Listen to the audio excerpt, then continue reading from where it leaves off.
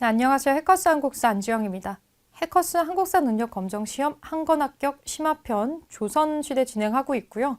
지난번에 조선시대의 이 전기 부분에서 대외관계하고 양난에 대한 내용이 나왔었는데 이거 문제풀이로 어떻게 나오는지 한번 기출문제 살펴보겠습니다.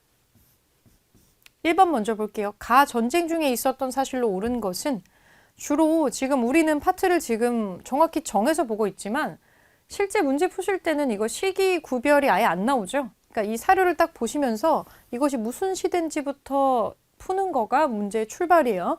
자, 여기 한번 과제로 나온 것들 한번 볼 건데 이것과 이 전쟁과 관련된 문화유산을 조사해서 사진과 설명이 지금 나와 있다고 되어 있어요. 동래부 순절도가 나와 있고요. 동래부사 송상현과 관민의 항전을 묘사한 그림. 결국 여기에서 동래 부사가 죽었다는 거겠죠? 순절도라는 거 보면 지금의 부산 쪽입니다. 그리고 금산 700의 총이라고 나오는데 금산 전투에서 전사한 의병 700명의 유해를 모시고 있다. 의병이 있고요. 징비록, 유명한 책이죠.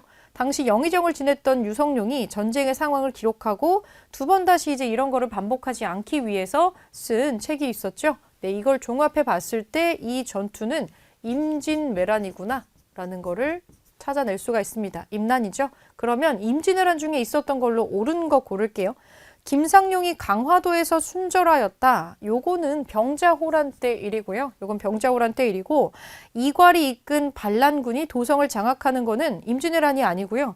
인조 때 인조 반정이 일어나고 나서 이괄의 난이라는 농공행상의 불만을 품고 일어나는 게 있었죠. 요건 이괄의 난이에요. 정봉수와 이립이 용골 상성에서 항전을 했다. 요거는 정묘호란 때 일이고요. 정묘호란. 김시민이 진주성에서 적군을 크게 물리쳤다. 유명한 임진왜란 3대 대첩 중에 하나죠. 이거 진주대첩입니다. 4번이 맞는 얘기가 되겠고 이종무가 적의 근거지인 스시마섬을 정벌하였다. 왜구를 정벌하는 건데 이건 대마도 정벌 얘기가 나오는 거고 세종 때 했었던 겁니다. 이종무를 보낸 거는. 그래서 임진왜란으로 맞는 거 4번으로 찾아주시면 되겠고요. 자, 2번 보겠습니다. 밑줄근 이 전쟁 중에 있었던 사실로 옳지 않은 것은 이 자료는 이 전쟁에 공을 세운 김시민을 선무 2등 공신으로 책봉한 교서입니다. 그는 진주성 전투에서 대승을 거두어서 왜군의 보급로를 끊었으며 전라도의 곡창지대를 지키는 데 기여를 했다. 진주대첩이죠. 김시민의 진주대첩은 임진왜란이겠죠. 이것도 여기서 임진왜란인 거를 찾아주시면 되고요. 아예 왜군의 보급로라고 힌트가 또 나오고 있으니까 자 그러면 옳지 않은 거 이번에는 임진왜란에 해당하지 않는 것을 고르시는 거예요. 임경업이 백마산성에서 항전을 한 거는 임진왜란 때가 아니죠. 이거 병자호란 때로 넘어가야 되니까 아닙니다. 조명연합군이 평양성을 탈환했다. 그러니까 요게 답이겠죠. 1번이 답이겠고요. 조명연합군이 평양성을 탈환을 했고 권율이 행주대첩하고 조헌이 금산에서 의병을 이끌고 활약을 하고 이순신이 한산도 앞바다에서 하객진을 펼치는 거 이거 전부 다 임진왜란 때 있었던 일이에요. 요거 하나만 다른 게 들어가 있으니까 요 1번으로 골라주시면 됩니다. 자, 3번으로 올라가 보겠습니다. 3번. 가사절단에 대한 설명으로 옳은 것은 맞는 거예요. 그림으로 보는 조선 사절단의 여정. 사로 승구도는 1748년 에도 막부의 요청으로 조선이 일본에 파견한 이 땡땡땡이 부산에서 에도에 이르는 여정을 담은 작품이다. 에도 막부가 요청을 해서 조선이 일본에다가 파견을 해줬던 거는 조선 통신사죠. 이거 설명 맞는 거 고르는 거예요. 연행사라는 이름으로 보내지지 않았죠. 조선 통신사입니다. 조선 통신사고요. 연행사라는 이름으로 보내줬던 거는 우리가 청나라에 보냈던 사신을 총칭하는 거였죠. 아니고요. 암행어사의 형태로 비밀리에 파견을 했던 거는 그 일본으로 보낸 사신단 중에서 조사시찰단이라는 게 있었습니다. 고종 때. 그거 얘기하는 거고요. 민영익, 홍영식, 서광범 등이 참여를 했었던 사절단은 미국에 보냈던 보빙사입니다. 이건 보빙사. 4번 사행을 다녀온 여정을 조천록으로 남겼다.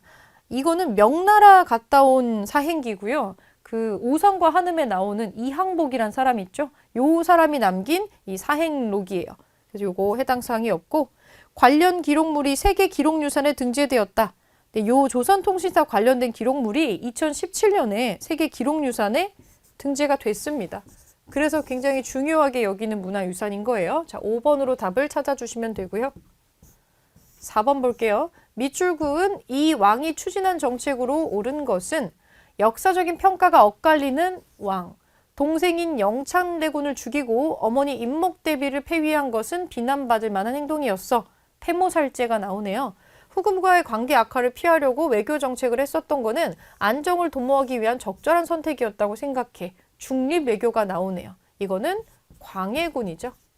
광해군에 대한 언급이네요. 그렇다면 광해군이 추진한 정책으로 맞는 거. 육조 직계제를 처음 실시한 사람은 태종 이방원입니다. 태종 이방원. 학문 연구기관으로 집현전을 두었던 거 세종대왕이죠. 세종대왕. 전란의 피해를 복구하고 동의보감이 간행이 됐죠. 광해군 때. 요거 그래서 이제 알아놓으라고 아까 우리가 지난 시간에 얘기했었었는데 동의보감이 나오면 허준이고 허준은 선조와 광해군 때 활동을 했었던 사람인데 동의보감이 완성되는 시점이 광해군 때예요. 편차는 선조 때부터 시작을 했지만 자 역대 문물제도를 정리했었던 동국 문헌 비고를 편찬하는 거는 영조가 하는 거예요. 영조가 조선 후반의 임금이고 상당히 긴 시간 동안 통치를 하죠. 그리고 조선이란 역사가 출발한 지 상당히 오래됐기 때문에 역대 문물 제도를 정리할 필요가 있었을 겁니다. 그래서 영조 때 이런 편찬 사업이 여러 개가 이루어져요. 요거는 같이 연결해서 기억을 좀 해주세요. 영조 때의 일로는. 요거 영조고 시전 상인들의 특권을 축소하는 친해 통공을 대대적으로 단행한 거는 영조 뒤에 나오는 정조 때 한 거죠. 정조. 자, 그래서 광해군 때 해당하는 거 3번 찾아주시면 됩니다. 5번 들어가 볼게요. 5번. 가와 나 사이 시기에 있었던 사실로 옳은 것은 왕에게 이괄 부자가 역적의 우두머리라고 고해 바친 자가 있었다. 이괄 부자. 근데 왕은 뭐 그건 아닐 거야 라고 얘기를 했었는데 결국 이괄이 난을 일으켰다고 돼 있네요. 이거는 이괄의 난입니다. 인조가 즉위하고 나서 바로 다음 해에 일어났었던 일이고요. 자, 나를 볼게요. 최명기를 보내 오랑캐에게 강화를 청하면서 그들의 진격을 늦추도록 하였다. 왕이 남한산성으로 향했다. 그래서 왕이 남한산성으로 지금 피난을 갔다는 얘기인데 여기서 남한산성으로 오랑캐랑 싸운다고 강화를 청하면서 남한산성으로 피난 갔었던 왕 인조잖아요. 인조가 뭘 겪고 있는 거예요? 병자호란이 터지는 시점이네요. 그러면 이 사이에 뭐가 있었냐? 요거 지금 고르는 건데 정봉수가 용골산성에서 항전하였다. 요게 바로 1번이 답이네요. 병자호란이 일어나기 전에 이미 형제관계를 요청을 했었던 뭐가 있었죠? 정묘호란이 있었어요. 정묘호란은 들어갈 수가 있겠죠? 정묘호란이 바로 요 사이에 낄 수 있는 사건이 되겠고요. 이순신이 명량에서 대승을 거두는 거는 임진왜란이니까 가보다 이전이에요. 권율이 행주산성에서 적군을 격퇴하는 거 마찬가지로 임진왜란. 서인 세력이 폐모살제를 이유로 반정을 일으키는 거 이게 반정을 일으켜가지고 왕으로 만든 사람이 인조잖아요. 가보다 이전이죠. 정여립의 모반 사건을 계기로 기추곡사가 발생을 했다. 이거는 선조 때니까 훨씬 더 이전입니다. 그래서 사이에 들어갈 수 있는 걸로 1번을 골라주시면 돼요. 자, 6번 보겠습니다. 밑줄 그은 전란 중에 있었던 사실로 옳은 것은 창작 뮤지컬인데 비운의 의순공주 애숙이라는 내용이 나오네요. 삼전도에서의 굴욕적인 항복으로 전란은 끝났습니다. 힌트가 나오잖아요. 병자호란이네요. 삼전도의 굴욕으로 우리가 병자호란이 끝나죠. 자, 그러면 병자호란 중에 있었던 사실로 옳은 것은 이종무가 대마도를 정벌하는 거는 세종 때인 거예요. 왜구를 격퇴하기 위해서 이거는 세종 때니까 아니고 강홍립이 사르후 전투에 참전을 했던 거는 광해군 시점의 일이죠. 병자호란보다 훨씬 이전이에요. 김준용이 광교산 전투에서 승리를 하였다. 그렇죠. 요게 이제 병자호란 중에 있었던 사실로 볼 수 있겠죠.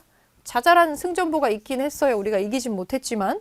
조헌이 금산에서 의병을 이끌고 활약을 하는 거, 신립이 탕금대에서 배수의 진을 치고 전투를 벌이는 건 같은 전투죠. 이거는 임진왜란이네요. 그래서 병자호란에 해당하는 걸로 3번을 골라주시면 되겠고요.